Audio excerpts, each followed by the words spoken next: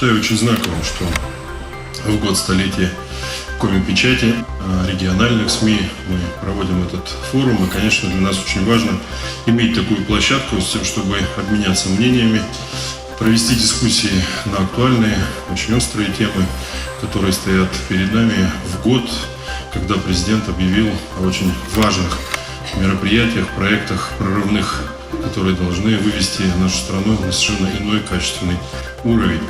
Печатная журналистика у нас, она, по сути дела, всегда являлась форпостом.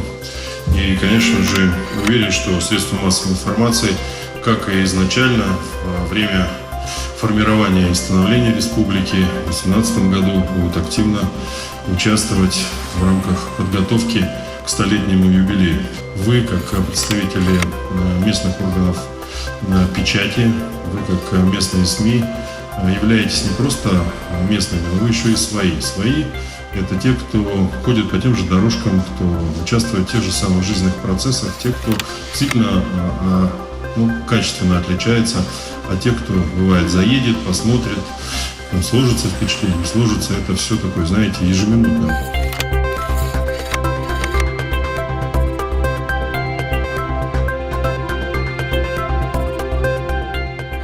Газеты, конечно, наряду с электронными СМИ и интернетом продолжают оставаться важным источником информации для людей.